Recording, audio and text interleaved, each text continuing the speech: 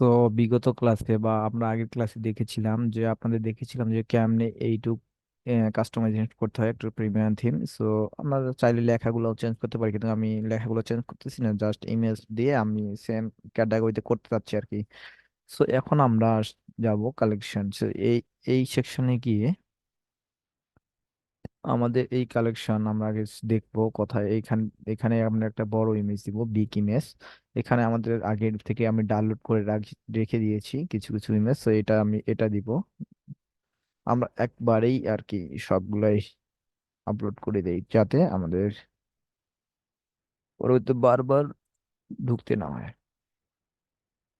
So এইখানে open দিলাম, তারপর একটু ওপেন করবো যাতে আমাদের যে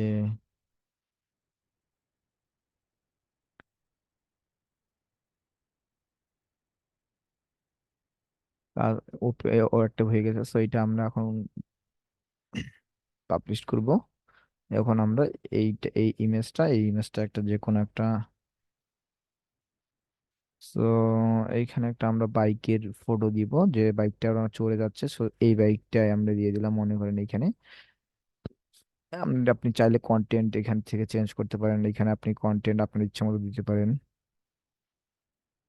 সো আমি অত কিছু করব না, আমি জাস্ট দেখাবো যে আমরা কালেকশন।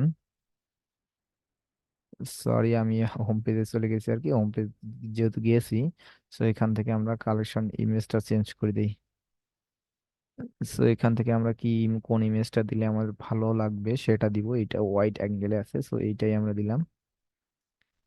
দেওয়ার পর ব্যানার, কালেকশন ব্যানার দেওয়ার পর আমি সেভ দিলাম। এটা একটু সময় নেবে লোড নিতে। সো আমার একটু ব্যাগ হই, এক চিট হই। আমরা আগের সেকশনে যাওয়ার জন্য আমাদের একটু যে ভুল জায়গায় ক্লিক করার কারণে দেখেন আমাদের প্রথমত আবার যাইতে হচ্ছে। সো তো এইখানে আমরা ক্লিক করব, ক্লিক করবো আবার এইখানে। ক্লিক করার পর উপরে একটা আমরা আগে বিগ ইমেজ দিব, বিগ ইমেজ এটা দিলাম।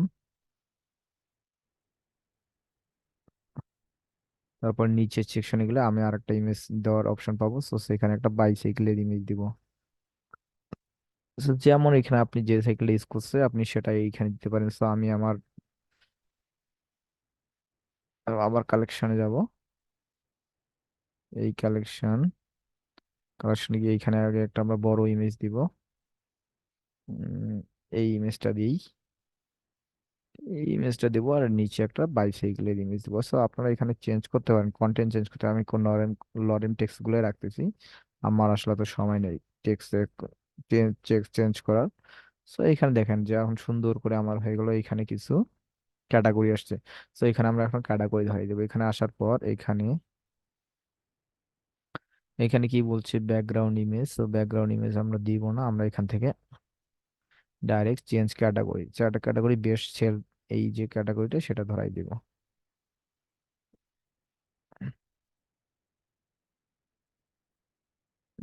বেস্ট সেল যদি আমি এটা দেই,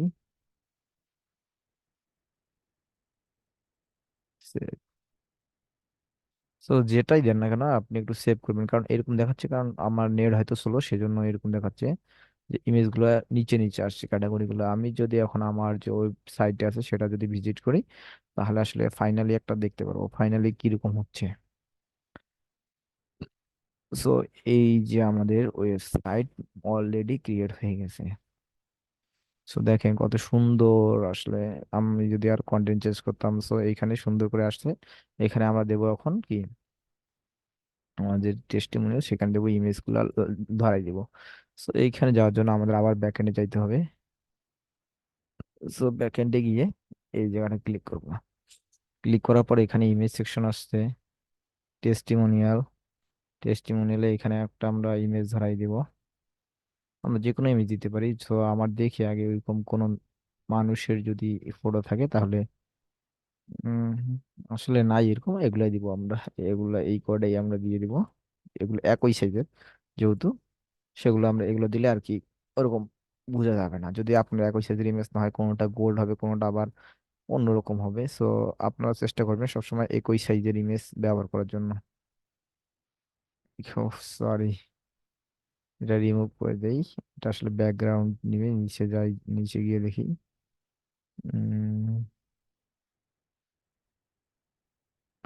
টেস্টিমোনিয়াল একটু ফলো করবেন যে কালার ইমেজ, কোন কালার আমি দিব না। আমি ডাইরেক্ট টেস্টিমোনিয়াল সেকশনে যদি যাই, তো আমরা এখন টেস্টিমোনিয়াল যে ইমেজ গুলো কিভাবে চেঞ্জ করব সেটা আমাদের খুঁজতে হবে আর কি। ইমেজ এখানে লেখা আছে, ইমেজ যেটা আছে সেটাই শুধু আমি চেঞ্জ করব। ইমেজে গিয়ে আমরা এইটা আগে দিব, এই প্রথম ইমেজটা আগে ফার্স্টে দিব। তারপর সেকেন্ড ইমেজে যাব, সেকেন্ড ইমেজে গিয়ে এটা চেঞ্জ করে দেবো, সেকেন্ড ইমেজ দিয়ে দেবো। এবং আমি থার্ড ইমেজে যাব, এইখানে গিয়ে আমি থার্ড ইমেজটা দিয়ে দিব। আবার একটা ইমেজ এইখানে গিয়ে আমি এই যে ইমেজটা এটা দিয়ে দিব। যতগুলো ইমেজ এখানে আছে, এখানে ইমেজ, এখানে ইনফরমেশন, ইনফরমেশন আমরা কোনো চেঞ্জ করব না, যেটা আছে ডেমোতে সেটাই থাকবে। সো আমাদের চেঞ্জ করা হয়ে গেলে আমরা এখন সেভ দিয়ে দিব। সেভ দেওয়ার পর আমার এখানে দেখাচ্ছে এরকম। আমি যদি এখন আমার সাইটটা রিলোড দেই, তাহলে দেখবেন আমার যে আগের মতন যে সাইট সেটা কিন্তু হয়ে গেছে। এটা একটু লোডের কারণে এরকমটা হচ্ছে আর কি আসলে। তো দেখেন এখানে আমার হয়ে গেছে। এখন আমরা ব্যাকগ্রাউন্ড ইমেজটা যদি দিতে চাই, তাহলে এখান থেকে আমরা ব্যাকগ্রাউন্ড ব্যানারটা, এইখান থেকে আমরা ব্যানারটা দিই। ব্যানারটা কি দিব, আমরা তো আগেই একটা ব্যানার রেখেছি, এই ব্যানারটা সেকশনটা দিয়ে দেবো। সো এখন যদি আমি সেভ দিই, তাহলে আর ওটা দেখাবে না। তো আপনি চাইলে অন্য কোনো কিছু ব্যানার ইউজ করতে পারেন। সো আপনার পছন্দ মতন আপনি ইউজ করবেন। সো আমি এই ব্যানারটা দেওয়ার কারণে একটু আসলে ব্ল্যাক দিতে হইতো, ব্ল্যাক দিলে ভালো হইতো। এখানে সবটা মিশে গেছে। সো এখানে আমরা যদি দেখি কোন ব্যানার ইউজ করছে, সো একটা কালো একটা ব্যানার ইউজ করছে। সো এখান থেকে আমরা ব্যানারটাকে ডাউনলোড করবো। কেমন ডাউনলোড করবো, আর এক্সপেক্ট এলিমেন্ট করার পর এইখানে ব্যাকগ্রাউন্ড ইমেজের যে এইখানে ক্লিক করব। ক্লিক করলে এইখানে ইমেজের ইউআরএলটা পাবো। তো এই যে ইমেজ, এই ইমেজটাকে আমরা ডাউনলোড করে নেব। তো ডাউনলোড করে নিলাম আমি।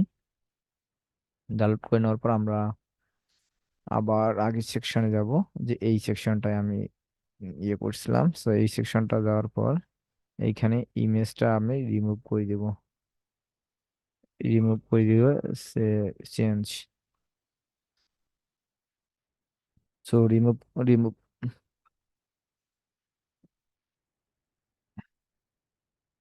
সো এখন ফাইনালি আমাদের যে ওয়েবসাইটটি সেটা আমাদের হয়ে গেছে।